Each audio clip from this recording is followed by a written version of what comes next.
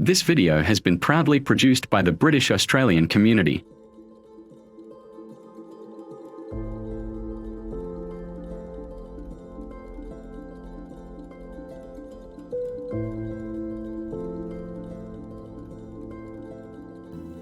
Anglophobia, The Unrecognised Hatred by Harry Richardson and Frank Salter. Introduction. To be born white is to win the lottery of life. At least that's the conventional wisdom, and in many cases it rings true.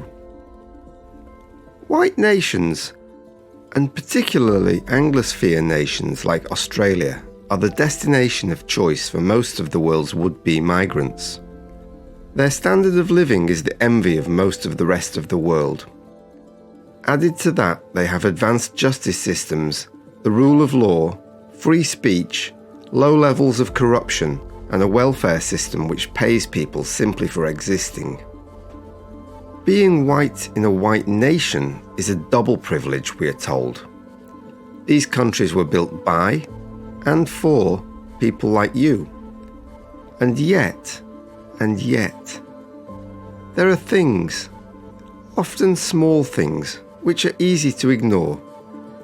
And assuming that you aren't silly enough to break the unspoken rules, life can go on for the most part without ever really having to think about them too much. There are words you mustn't say, people you mustn't criticise, and policies you have to go along with, even if you don't really agree with them. Occasionally, these things can have more tangible effects. These can range from needing a higher score for university entrance to being passed over for a job or a promotion. For the really unfortunate, however, the reality of the situation can be nothing short of catastrophic. In the UK, thousands upon thousands of school-aged girls were taken as actual sex slaves by gangs of men who were mostly of Pakistani origin. When the parents of these poor wretches reported these monstrous crimes to the police, they were ignored or turned away because, racism. How can it be that the supposedly privileged majority can be treated with such utter contempt by the authorities who have a sworn duty to protect them, and claim to do so with an approach that is completely colourblind? Most of us are instinctively aware of the answer to this conundrum. The reality is that whilst racism is supposedly the greatest evil, the modern definition of racism is not what it appears to be. Racism is supposed to be discrimination against or hatred of people of a particular race or ethnicity. Yet the reality is that there is one race which is not at all protected by the anti-racism zealots. That race is the white race of people, who are increasingly discriminated against and defamed. This discrimination is committed by individuals, corporations, governments, media, including the ironically named social media, and more. In fact, the majority of the institutions of Western nations are increasingly hostile to Western interests and act as if the marginalisation of white people and their history and culture would be a good thing. Why is this? How did it happen? Who or what were responsible for this disaster, and what can we do about it? One of the major tactics used by the radical left and their minority clients to gain power has been the weaponization of victimhood. In order to enforce and amplify this advantage, they have adopted or invented words to describe any discrimination or injustice against them. These words become powerful weapons when wielded by anti-Western radicals. These attack words have been used without restraint to advance the interests of these groups against the founding majority.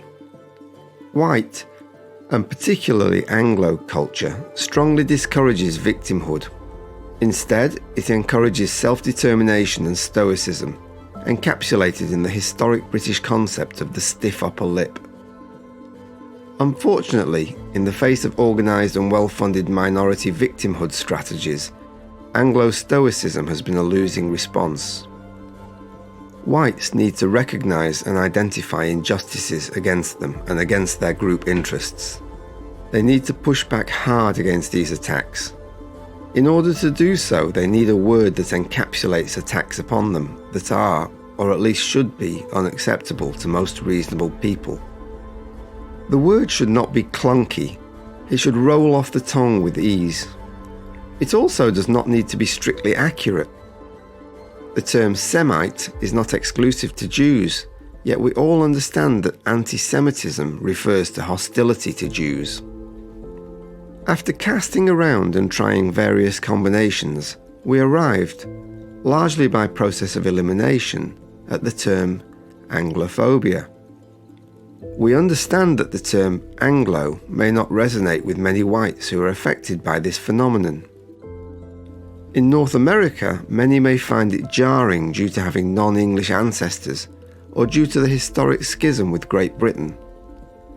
Once the term becomes accepted and slides into the everyday lexicon, however, people will instinctively understand its meaning, even if they themselves might not identify specifically as Anglos.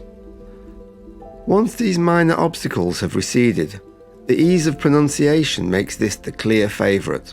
One reason why we have chosen it above all possible others, such as whiteophobia or the somewhat nihilistic blankophobia. The following book is the distillation of example after example of egregious Anglophobic behaviours. Whilst many of these examples occurred in Australia, there is no shortage of equal or greater injustices being perpetrated on an almost daily basis in other traditionally white nations around the world.